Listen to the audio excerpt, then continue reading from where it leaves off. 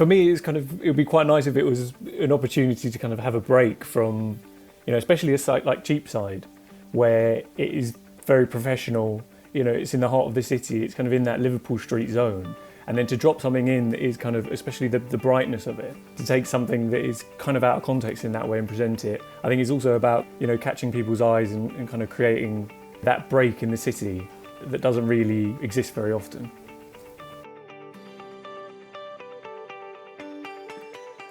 Earlier this year, the LFA launched the 4th edition of the City Ventures competition, a design competition in collaboration with Cheapside Business Alliance and Aldgate Connect Bid.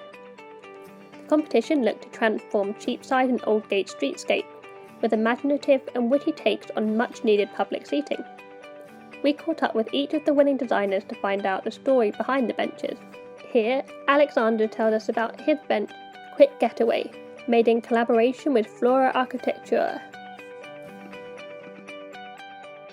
I'm Alexander of Design and Build Practice X Architectures, and we're collaborating with Flu-or Arquitectura in Spain. We met through a professional exchange scheme and we collaborated on this project, which is the bench called Quick Getaway.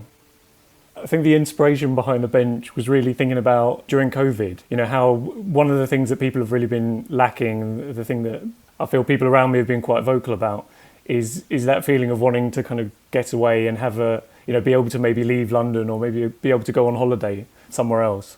So I think what we were trying to do with this bench is to kind of create an opportunity for people to get away, a quick getaway in the centre of the city. I think what we tried to do is we started to take some of the kind of fundamental elements of holidays as a way of kind of generating the design for the bench. It's quite difficult to do that sometimes, whether you take things too literally. So we started to develop these kind of abstract forms of possible diving boards, possible recliners, possible plants that you might find while you're away, and then started to assemble them together into the structure that you see in the bench, where it has these kind of steps up to a diving board, it has this kind of palm tree element, this recliner element that you can start to lean back on and start to observe some of the buildings that are around you, but through the kind of shade of these palms, and you get that feeling of being on holiday or having that quick getaway. And I think at the same time, once we come up with the form, also quite an important feature was the colours. When we were talking about the design, we started thinking about places abroad, and specifically we started talking about Costa Nova in Portugal and the kind of colours that come from the houses that are there, and then that kind of has some reference to the kind of beach huts that you get in the UK, and I thought that was quite an interesting aspect. Once we'd kind of generated these slightly abstract forms, I think what comes up quite regularly in maybe some of my work, some of the work of Flu-or as well, is the kind of details that really influence people's kind of inhabitation of space. And those kind of steps, when you create a step, it doesn't necessarily just mean something that you can kind of walk up, but it also creates an opportunity to sit down. And I think that's what's kind of become quite important, is about taking these abstract forms and actually presenting them to a public that might use them in different ways, such as lying down. If the bench is long enough, suddenly there's an opportunity to lie down, or if the recliner is positioned in a different way, maybe people can perch slightly differently. So I think it's really about creating opportunities. I think when you start to create kind of horizontal surfaces, you start to create opportunities, and then people can start to use them how they use their imagination.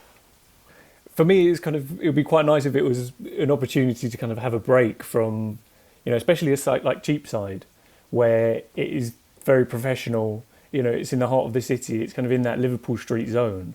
And then to drop something in that is kind of, especially the brightness of it, to take something that is kind of out of context in that way and present it, I think it's also about, catching people's eyes and kind of creating that break in the city that doesn't really exist very often.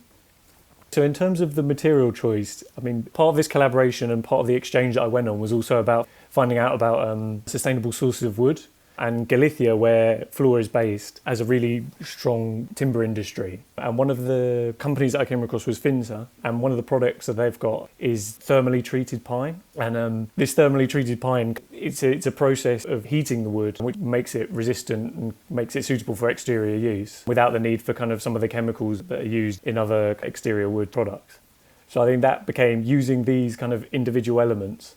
And then the next thing was about choosing what surface finish, how to get those kind of bright colours of Costa Nova to be communicated through the bench. And so through that, we kind of came looking at different kind of cladding finishes, and we came across Rubio Monocoat, and they've got quite a nice variety, and it's more of a wood exterior oil as opposed to a paint. So you do get to kind of really some of the grain in the wood through this surface finish. So I think that was another kind of important feature of the bench. Through my own work, I'm always quite keen to use wood just for its sustainability factor, obviously. It's a carbon store, it can be produced kind of ecologically, and it can kind of be recycled. For me, it was quite important to use an element, a material, as part of the bench that didn't have negative environmental impact. But at the same time, it was something that was quite human, kind of something that people can connect with. You've been listening to Building Sounds. If you've enjoyed this episode and would like to hear more of our recent conversation, search for Building Sounds on Apple Podcasts, Spotify, or wherever you find your favourite podcast.